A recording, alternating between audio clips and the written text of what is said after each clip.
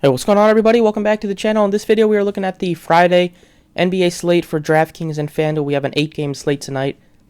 Last night, put up a 283 on DraftKings, posted the updated core there. The cash on DraftKings missed out on Fanduel, so look to get to both sites on the money tonight. Let's go ahead and get into it, make DraftKings cash for the third night in a row. 8-game slate. As always, if you enjoy the videos, appreciate the like button, subscribe if you have not already. Check out the website if you want to join, Twitter for updates. And stay tuned for some NFL videos out tomorrow. So the big news right now on this slate is once again the Milwaukee news. No Drew Holiday and no Zion, and no Giannis, and we know Middleton's been out for a while. So we're gonna be able to run it back like Carter. I like him a lot again. Porter struggled a bit, but definitely can still look to him as a pay up at the position or mid range. See what his price tag is. 7K, getting up there. But starting off at the point guard picks, you have Steph Curry. Also, LeBron James is out tonight as well, so that's going to impact the Lakers a lot. It's going to make Westbrook look a little bit better. It's going to make Davis look better, and you're going to get some more value with like Troy Brown Jr.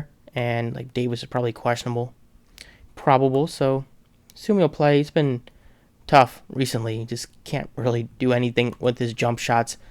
At least Westbrook himself has been somewhat decent, and his price tag is coming up there. But 73 for Westbrook, it's not a must. The Lakers are just a mess.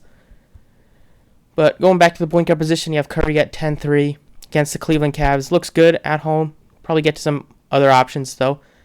Like SGA is only 92. Once again, this price tag, I would love to continue to play him. Put up another great performance, over 30 points once again. 39 last game.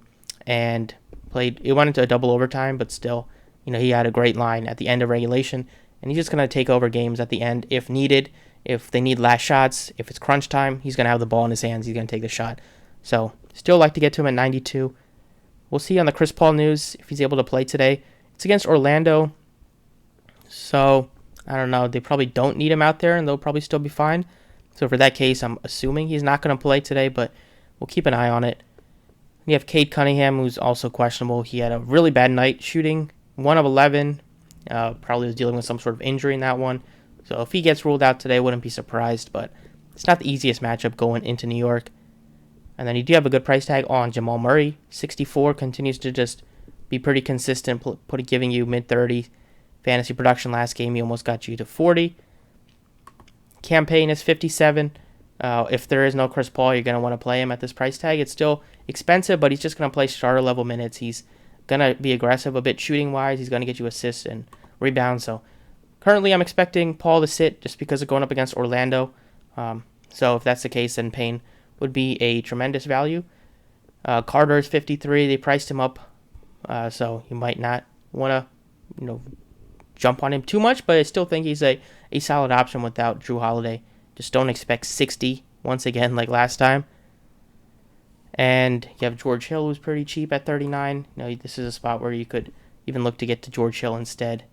12, 5, 2, and 3 last game. Give you 28 fantasy points. Over at shooting guard, you have Booker at 94. If Paul gets ruled out, he looks great. Van Fleet is 84. Right now, I'll take Payne out. If we get the confirmation that Paul is out, then I feel better about getting to him. But Van Fleet's another guy that I just continue to play without Siakam, and the price tag is still very, very good at 84. Other picks, 65 for Giddey, looks good for tournaments. You have Gary Trent at 58, looks solid. No Brogdon for the Celtics today. That'll help Derek White a little bit and help Marcus Smart a little bit. Carter's 53. Still, he's a good play just because they don't have either Holiday or Giannis. Look at Pat Connaughton if he's able to be back today. We'll see. Not sure, but I don't think they'll rush him back against the Spurs. Small forward, you have Jason Tatum. He's 10-1. Probably won't get him at that price tag. And then you have Paulo Banchero, also questionable. That'll impact the Magic a lot, just with how much usage he gets on the team. Anunoby's still a good play with all the blocks and steals that he gives you, and he's been pretty aggressive shooting. Michael Porter Jr., $6,300. Another good price tag. Him and Jamal Murray are nicely priced. Not the best matchup going on the road to Boston, but their price tags are still very solid. And you got Beauchamp, who played really well last game. He gave you 35 fantasy points. But $4,400, plug him in. I thought they would probably like to get to Jordan Nwora, give him some more playing time, but they've kind of been more willing to just give it to Beauchamp instead. He only played 17 minutes. He did struggle a lot shooting-wise, but still. 17 minutes without Holiday or Giannis. A little bit concerning. I'd rather get to just Beauchamp for 600 more. Power forward. You're missing the top two guys. You're going to have Anthony Davis at 10-2 as one of the main pay-ups on the Lakers side. But we'll look at Troy Brown if he's in here. He's 45 already, but he'd probably be a good value. He's going to see over 30 minutes. Don't mind him. But Davis is still a good pay-up. Scotty Barnes, 8K. Tough to get to him at that price tag. Portis is 7K. And he had a tough game, but still a spot where I could still expect over 40 fantasy points from him. So if people are scared off, I'll go right back to Bobby Portis. I know Brook Lopez also had a really good game, so could see Portis having a better game today. Value-wise, you have Draymond at 58. He's reasonable. Under 5K. Looking for value, you're going to be kind of looking at the Milwaukee value here. Baisley's out, so that'll help Pokuveski. See what his price tag is. He's been playing pretty well. $5,200. Put a 43 last time in that double OT game. And the last but not least, at center, we have Jokic at 10 or 11.7. Looks good, but probably find some better value point per dollar plays that I like today. Like Ayton at 62 against the Magic front court. Poor performances recently. Not having Paul out there hurts him a little bit because Paul gives him such easy looks right at the basket. Looking at 5K options, you have not too much here that I'm in love with. Look at Lopez's price tag. He's 63. He gave you 55 last time out. Insane. You don't mind it if you wanted to go to him as well. It's another type of performance where you don't expect that much out of him, but you could still see him get you in the 30s or high 40s. High 30s or low 40s, just with having a lot of rebounding out there and a lot of usage and points to be had.